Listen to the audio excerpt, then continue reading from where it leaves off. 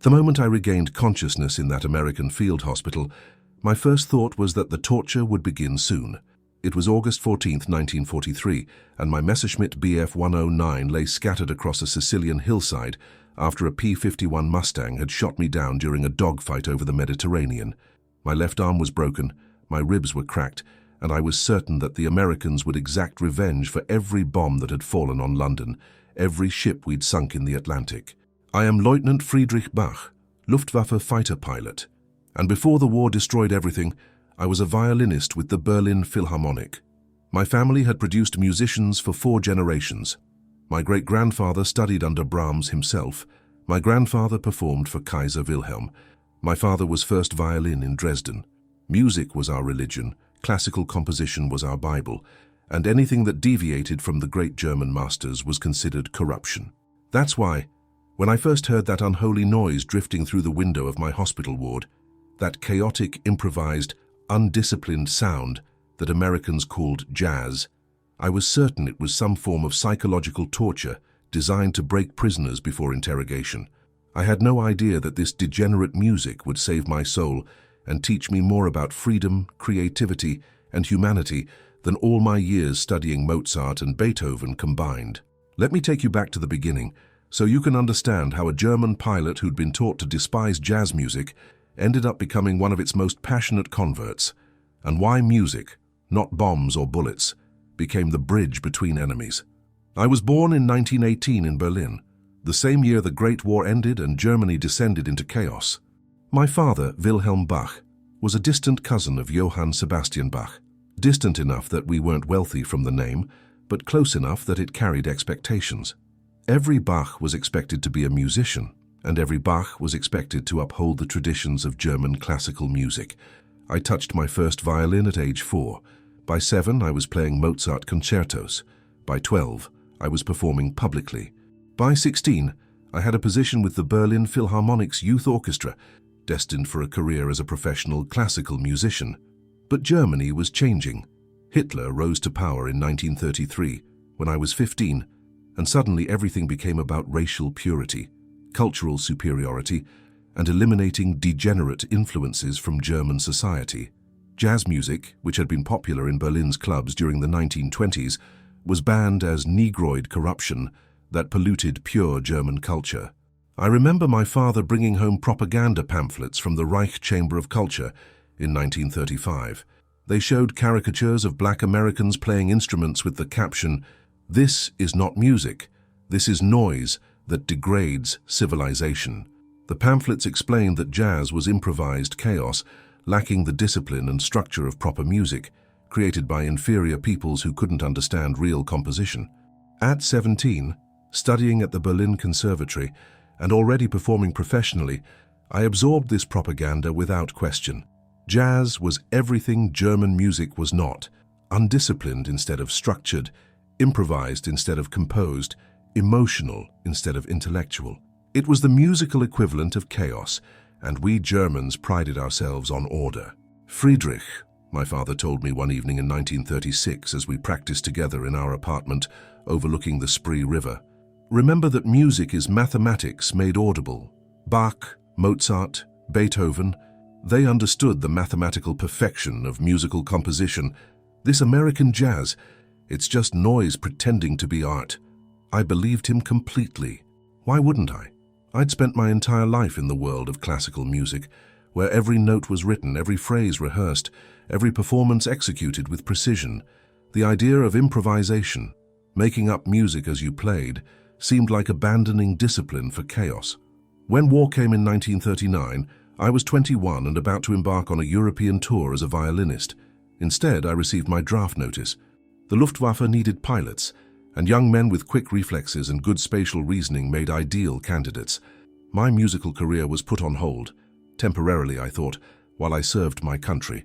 I trained on Bf 109 fighters at Verneuchen, learning to fly the most advanced aircraft in the world.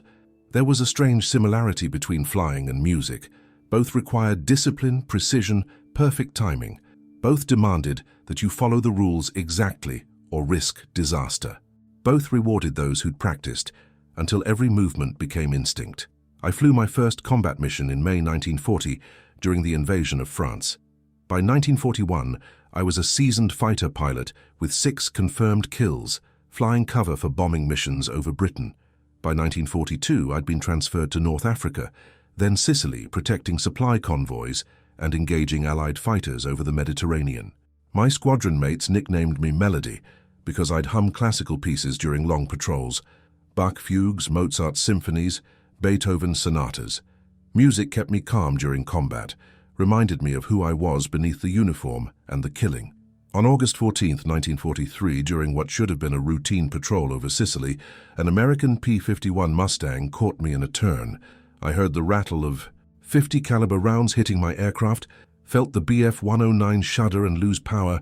Then everything became a confused blur of smoke and spinning earth as I fought to control the dying plane. I barely managed to bail out before the Messerschmitt exploded against a hillside. My parachute deployed, but I hit the ground hard, breaking my left arm and several ribs. American infantry found me within the hour, and by evening I was in a field hospital receiving treatment from doctors who spoke no German and showed neither hatred nor mercy, just professional medical care. That's when I first heard it, that strange, syncopated, seemingly chaotic music drifting through the hospital tent from a portable radio someone had left playing. It was so unlike anything in my experience that I thought at first it was broken. The rhythm seemed wrong, the melodies wandered without structure, and instruments were playing things that weren't written for them. "What is that noise?" I asked the medic, bandaging my ribs, speaking in broken English I'd learned in school. "That?" he smiled. "That's Duke Ellington, buddy. Take the A-train. That's proper American music right there." Proper. It sounded like musical chaos to my classically trained ears, but something about it caught my attention. Underneath the seeming disorder, there was structure. Hidden beneath the improvisation, there were rules, and the emotion in the playing was undeniable, even if it offended every principle of musical discipline I'd been taught. I spent 2 weeks in that field hospital before being shipped to a POW processing center in Oran, Algeria. Throughout that time, American guards kept radios playing, and that music, jazz, swing, big band, was constant. I heard names that meant nothing to me: Louis Armstrong, Benny Goodman, Count Basie, Charlie Parker. I heard instruments doing things I'd never imagined possible: trumpets growling like voices, saxophones crying like human souls, pianos attacking keys with percussive force that would horrify any classical pianist. I hated it at first. It offended everything I knew about proper music. But I couldn't stop listening to it. Couldn't stop trying to understand how something so seemingly chaotic could be so compelling. In September 1943, I was shipped to the United States aboard a Liberty ship crowded with other German and Italian prisoners.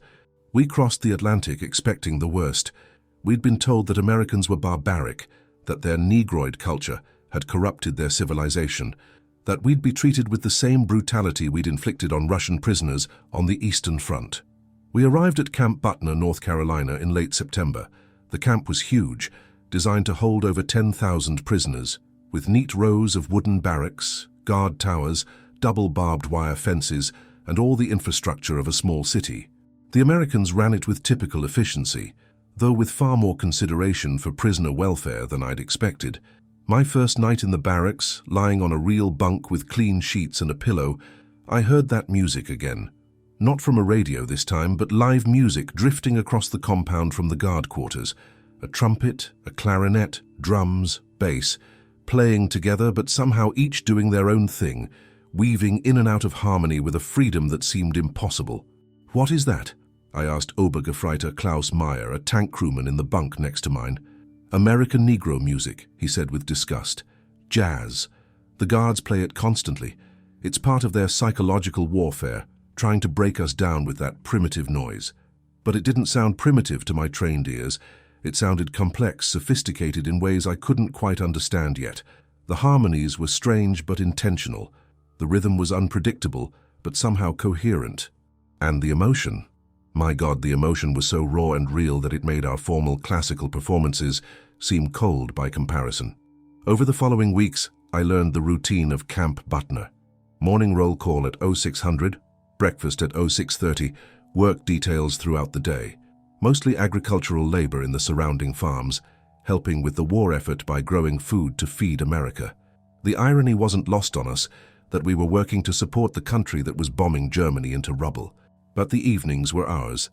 After dinner, prisoners could attend educational classes, religious services, recreational activities, or simply relax in the barracks. And every evening, from 1900 to 2200 hours, that music played from the guard quarters, live music, performed by American soldiers, who apparently played instruments as a hobby. I found myself drawn to it despite my training, despite my prejudices, despite everything I'd been taught about music and culture and racial hierarchies. One evening in October, I walked as close to the fence as regulations allowed, trying to hear better, trying to understand what these musicians were doing. That's when I met Sergeant James "Jimmy" Washington, a 24-year-old colored soldier from New Orleans who played trumpet in the Guard unit's informal jazz band. He was tall, dark-skinned, with hands that looked too large for delicate instrument work, but moved with impossible precision on the trumpet valves. "Do you like jazz, Fritz?" he called across the fence, using the universal American nickname for German prisoners. "I do not understand it," I answered honestly in my heavily accented English. "It seems without structure, without discipline." He laughed, not mockingly, but with genuine amusement. "Man, jazz has more structure and discipline than anything you've ever played. You just don't know how to hear it yet. What kind of music you play? Violin, classical music." I was performer with Berlin Philharmonic before the war. His eyebrows went up. "No kidding? A real classical musician? Then you should understand jazz easy. It's just classical music that learned how to dance and have fun." That statement shocked me. Jazz as related to classical music. Impossible. One was disciplined, mathematical, perfect. The other was chaos pretending to be music. "You don't believe me," Jimmy said, reading my expression.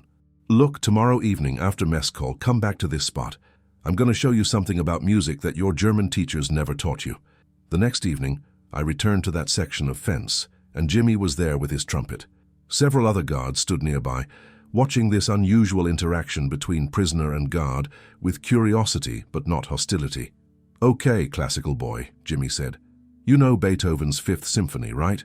Everyone knows Beethoven's Fifth." "Of course. It is perhaps the most famous composition in existence." He raised his trumpet and played the opening motif, da-da-da-dum, exactly as written. Then he played it again, but this time with a jazz swing. The rhythm shifted and syncopated, the notes bent and colored in ways Beethoven never imagined. Then he played it a third time, improvising around the theme, decorating it with runs and trills and variations that were simultaneously foreign and familiar. My musical brain, trained to recognize structure and composition, suddenly understood something it had missed before. Jazz wasn't chaos, it was structured improvisation. It wasn't random, it was creative variation within defined rules. It wasn't primitive, it was sophisticated in completely different ways than classical music. "You see," Jimmy said, lowering his trumpet. "Jazz takes the same musical theory you learned, scales, chords, harmony, rhythm, but it makes them live and breathe instead of just sitting on paper. Classical music is like a beautiful statue. Jazz is like a beautiful dancer. Both are art, just different kinds." That conversation changed everything. For the first time, I considered that maybe, just maybe, the propaganda I'd been fed about degenerate music was as false as the propaganda about American barbarism and cultural inferiority. "Could you—" I hesitated, uncertain if I was overstepping boundaries. "Could you teach me about jazz?" Jimmy studied me for a long moment. Here was a German prisoner, recently trying to kill Americans, asking a colored American soldier to teach him music that Nazi ideology had declared inferior and corrupting. "Yeah," he said, finally grinning. "Yeah, I can teach you, but you gotta teach me something too. I never learned to read music proper, always played by ear. You teach me music theory, I'll teach you jazz. Deal?" "Deal." Thus began the strangest and most valuable education of my life. Every evening after work detail, I'd meet Jimmy at the fence, and we'd have music lessons that bridged the gap between enemies, between cultures, between completely different understandings of what music could be.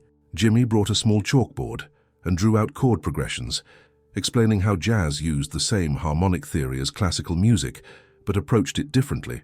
He showed me how a 12-bar blues progression worked, how chord substitutions created unexpected colors, how syncopation gave rhythm its power, In return, I taught him formal music theory, how to read notation, how intervals worked, how different scales created different emotional effects. I explained what my teachers had taught me about composition structure, about harmonic progression, about the mathematical relationships underlying Western music.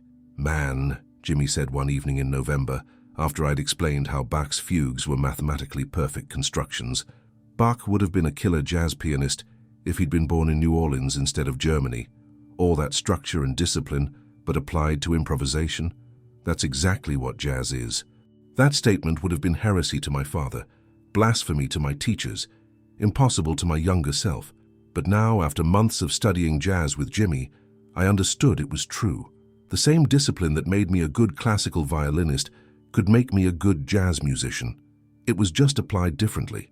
By December 1943, I was desperate to play music again, not just study it theoretically. My broken arm had healed, my ribs no longer hurt, and my fingers ached to make music after months of silence. "Jimmy," I said one cold evening, watching my breath steam in the air, "is there possibility to find instrument? Violin, perhaps. I need to play again." He thought about it. "That's tricky. Prisoners aren't supposed to have instruments. Regulations say you could use them to signal other prisoners or cause trouble. But," he grinned, "let me talk to the colonel. Maybe we can work something out." 2 weeks later, Jimmy appeared at the fence carrying a battered violin case. "Merry Christmas, Fritz. Colonel Bradford says you can have this, but only if you use it for the camp band we're putting together. We're going to have Germans and Americans making music together. What do you say?" I opened the case with trembling hands. The violin was old, scratched, with strings that needed replacing and a bow that had seen better days.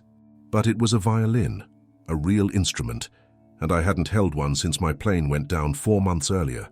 I lifted it to my shoulder, drew the bow across the strings, and despite the poor tuning and worn condition, the sound that emerged was the most beautiful thing I'd heard in months. Tears streamed down my face as I played the opening of Bach's Chaconne, my fingers remembering what my heart had feared was lost. "Okay, that's pretty," Jimmy said when I finished, "but now play something with some swing in it. Show me you learned something from our lessons." I'd never improvised in my life. Every performance had been precisely notated, carefully rehearsed, executed exactly as the composer intended. But I took a deep breath, remembered everything Jimmy had taught me about chord progressions and rhythmic freedom, and started playing a simple blues scale, letting the notes go where they wanted instead of where they were written. It felt wrong at first. My classical training screamed that this was undisciplined chaos, but then something shifted, and I felt a freedom I'd never experienced in music before. I wasn't reproducing someone else's perfect composition. I was creating music in real time, expressing emotions that had no written notation, finding melodies that existed only in that moment. "There you go," Jimmy shouted, clapping his hands in rhythm. "That's jazz, baby. You're making music instead of just playing it." The camp band started rehearsing in January 1944. Jimmy had assembled an unlikely group: 3 American guards, trumpet, drums, and clarinet, 2 German prisoners, myself on violin and Unteroffizier Hans Zimmermann on piano, and eventually an Italian prisoner named Giovanni who played bass. We were enemies from 3 different countries, brought together by music that none of us had been allowed to play in our homelands. The German prisoners, who were hardcore Nazis, protested this corruption of German musicians by Negro music. The American officers worried about security risks of prisoners and guards fraternizing through music, but Colonel Bradford, a pragmatist from Tennessee who believed that anything keeping prisoners occupied and cooperative was worth supporting, gave us permission to continue. We practiced 3 evenings a week in an unused storage building, working through simple jazz standards that I could barely believe I was playing. Stardust, Sweet Georgia Brown, In the Mood, songs that would have been banned in Germany, performed by a mixed group that shouldn't have been possible. The most difficult transition for me wasn't the technical aspects. My classical training gave me finger dexterity and musical knowledge. It was the mental shift from reproduction to creation, from following to leading, from perfection to expression. "You're still playing too stiff," Jimmy told me during one rehearsal in February. "You're reading the changes in your head, calculating what notes should come next. Jazz ain't math class, man. You gotta feel it, not think it." "But feeling without structure is chaos," I protested. my German training asserting itself. "Nah, feeling within structure is freedom," he corrected. "Look, you know your scales, you know your chords, you know the rules. Now trust yourself enough to break them when it feels right. That's what improvisation is, knowing the rules so well that you know exactly when and how to bend them." It took months of practice, months of frustration, months of Jimmy patiently explaining that jazz wasn't about playing all the right notes. It was about playing the right feeling. Gradually, imperceptibly, something shifted in how I understood music and how I understood myself.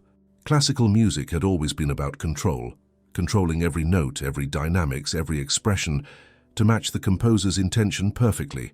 Jazz was about trust, trusting yourself, trusting your fellow musicians, trusting that if everyone listened to each other and responded honestly, something beautiful would emerge from what looked like chaos. Our first public performance came in April 1944 at a camp concert organized for both prisoners and guards. The audience was skeptical, Germans wondering why anyone would play degenerate music, Americans wondering if Germans could even understand jazz, everyone uncertain about this whole experiment. We played "Take the A Train," the Duke Ellington standard that I'd first heard in that field hospital in Sicily. Jimmy took the lead on trumpet, his tone warm and confident. Giovanni laid down a solid bass line. Zimmerman comped piano chords with surprising swing for a man who'd studied Schumann and Brahms. And I improvised a violin solo that would have horrified my teachers at the Berlin Conservatory, but felt more honest and real than anything I'd ever played before. The audience was silent when we finished. For a horrible moment, I thought we'd failed completely, that this experiment in musical bridge building had been a disaster. Then the applause started, first from the American guards, then from some of the German prisoners, eventually from almost everyone in that converted warehouse. We'd done something impossible. We'd made music that transcended nationality, language, and ideology. After the concert, an older German prisoner approached me. He was Hauptmann Ernst Weber, a former Luftwaffe officer who'd been shot down over England and spent nearly 2 years in captivity. He'd been watching our rehearsals with visible disdain for weeks. "Lieutenant Bach," he said formally, "I must admit I have been wrong about this jazz music." I was shocked. Weber was a committed Nazi, one of the senior prisoners who still believed in final victory and racial hierarchies. "What changed your mind, Hauptmann?" He looked uncomfortable, struggling with something internal. "I watched you play tonight. You are Bach, descendant of Germany's greatest musical family, playing with discipline and skill. If jazz required no talent, any fool could play it. But you needed all your classical training plus something more. That something. It is not primitive or degenerate, it is simply different." He paused, then continued quietly. "Also, I watched the Negro soldier who teaches you. He plays with a precision and musicality that it challenges what we were told about inferior peoples. If he is inferior, then I am primitive, because he plays circles around me." That conversation represented a larger transformation happening at Camp Butner. As more prisoners were exposed to American culture, American music, American racial dynamics, imperfect as they were, the Nazi ideology of racial hierarchies and cultural superiority became harder to maintain. The band expanded over the following months. We added more musicians, a German saxophonist, an American pianist who was better than Zimmerman, Italian singers who knew American standards from before the war. We played weekly concerts that became the highlight of camp life for both prisoners and guards. But more importantly, we had jam sessions where the real learning happened. Long evenings where we'd just play, experimenting with different sounds and ideas, pushing each other musically, creating something new in every moment. Jimmy taught me about call and response, that fundamental element of jazz that came from African musical traditions. "You play a phrase," he explained, "and I answer it with my own phrase, like a conversation in music. Classical music is like a speech. One person talks, everyone listens. Jazz is like a discussion, everyone contributes." I taught him about counterpoint, the Bach technique of weaving multiple independent melodies together harmoniously. "It's like your improvisation," I explained, "but planned instead of spontaneous. Multiple voices, each doing their own thing but creating harmony together." "Man," Jimmy said, eyes lighting up with understanding, "that's exactly what we do in jazz. You're improvising melody, I'm improvising harmony. Giovanni is improvising bass line, all independent but all fitting together." Bach was doing jazz, he just wrote it down first. These conversations, part music theory, part cultural exchange, part philosophical discussion, transformed how I understood not just music, but culture, race, and humanity itself. I'd been taught that German culture was superior, that classical music represented the pinnacle of human achievement, that other races were less capable of sophisticated artistic expression. But here was Jimmy Washington, a colored man from New Orleans, whose formal education ended at 8th grade, teaching me musical concepts that my university-trained teachers had never mentioned. Here was Giovanni, an Italian inferior according to Nazi racial theory, playing bass lines that demonstrated profound musical intelligence. The propaganda had been lies, all of it. The master race wasn't superior, we were just people who'd been told we were superior. Classical music wasn't the only legitimate art form. It was just one approach among many. And jazz, far from being degenerate, was possibly the most sophisticated musical form ever developed because it required mastering all the rules before you could creatively break them. By the spring of 1945, as news from Europe became increasingly grim for Germany, many prisoners fell into depression. We'd been fighting for a cause that was clearly lost, for a regime whose atrocities were becoming undeniable, for a country that would be unrecognizable when we finally returned home. But the music kept us human. 3 times a week, enemies would gather in that converted warehouse and make something beautiful together. Germans and Americans, classical musicians and jazz players, white soldiers and colored soldiers, all equal in the music, all contributing to something bigger than any individual. On May 8, 1945, when news of German surrender reached Camp Butner, the mood in the camp was strange. Relief that the killing had stopped, grief for a Germany that would never exist again, uncertainty about what came next. That evening, without any formal planning, our band gathered in the warehouse. We didn't know what to play, didn't know how to process the enormity of what had just happened. Jimmy stood up with his trumpet. "Let's play Peace in the Valley," he said quietly. "It's a gospel song from back home. Seems appropriate today." He played the melody, slow, mournful, but ultimately hopeful. One by one, the rest of us joined in, improvising around the theme, each adding our own voice to the collective prayer for peace. German prisoners who'd never attended our concerts came to listen. American guards who'd been skeptical stood at attention. For 10 minutes, music did what words couldn't. It gave voice to grief, hope, fear, and possibility all at once. The repatriation process began in June 1945. Prisoners were processed in order of capture, which meant I'd be among the later groups to return to Germany. I had months remaining at Camp Butner, months to continue learning jazz, months to play with musicians who'd become friends despite being enemies. Jimmy pulled me aside one evening in July. "Friedrich, when you get back to Germany, what are you going to do? Go back to classical music?" I'd been thinking about that question for months. The Berlin Philharmonic probably didn't exist anymore. The city was rubble. The concert halls were destroyed. The Germany I'd left in 1939 was gone forever. "I don't know," I admitted. "I am classical violinist who plays jazz now. I do not fit in either world completely." "Man, that's exactly where you need to be," Jimmy said with a grin. "The best music happens at the boundaries, where different traditions meet and create something new. You're going to go home and show Germans that music isn't about purity. It's about expression. You're going to teach them what you learned here. But Germans will not want to hear jazz. It is still seen as American, as foreign. It won't always be that way.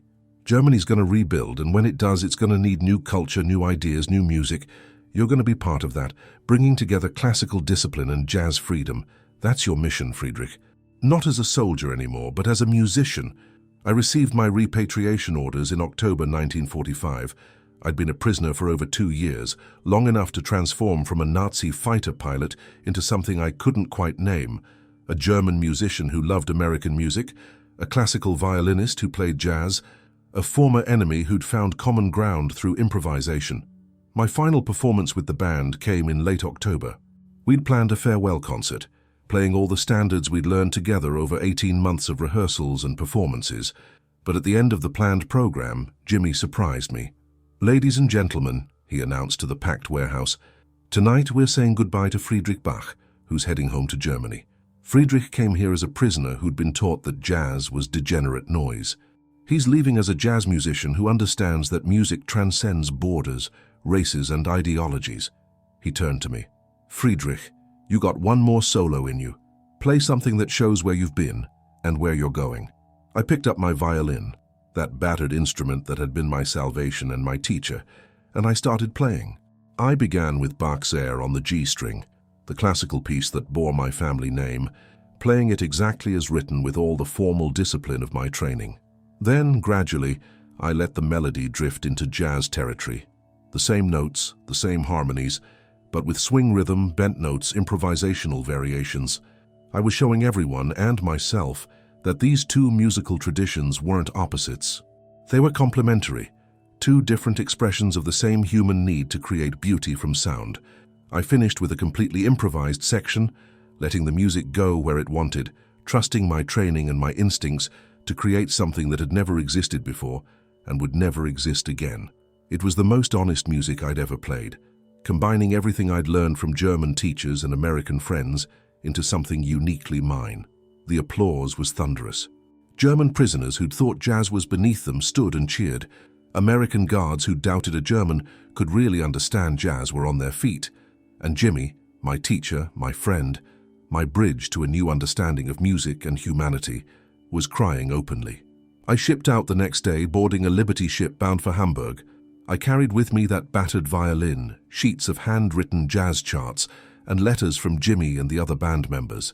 But more importantly, I carried a completely transformed understanding of music, culture, and what it means to be human. Germany was unrecognizable when I arrived. Hamburg was rubble. Berlin was divided. The entire country was occupied and broken.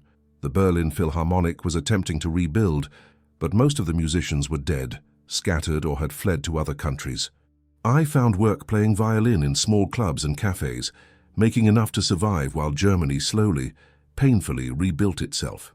At first, I played only classical music. It's what audiences wanted, what they found comforting in the chaos of reconstruction. But gradually, carefully, I started introducing jazz into my performances. A little swing rhythm in a Mozart piece, an improvised section in a Vivaldi concerto. Eventually, full jazz standards played on violin with the classical technique that Germans respected. The response was mixed at first. Older Germans, still clinging to pre-war attitudes, dismissed it as American corruption. Younger Germans, desperate for anything new and different, embraced it enthusiastically. And slowly, inevitably, jazz began to take root in German soil. I received letters from Jimmy over the following years. He'd returned to New Orleans, was playing trumpet professionally, leading his own band. "The music scene is changing here," he wrote in 1948. "Bebop is the new sound, making everything more complex and challenging.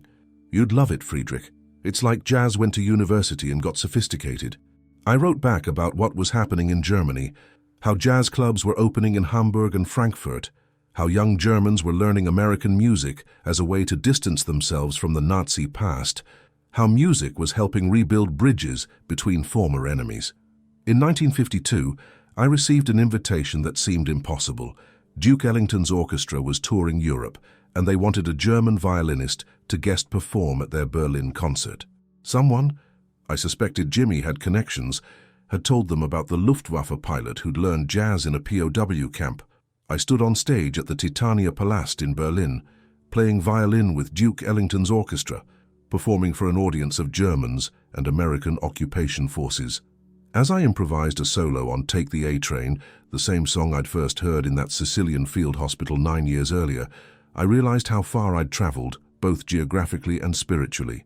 After the concert, Duke Ellington himself shook my hand. "Jimmy Washington told me about you," he said you were a classical musician who learned that jazz isn't degenerate, it's just another language for the same human emotions. He was right, I said.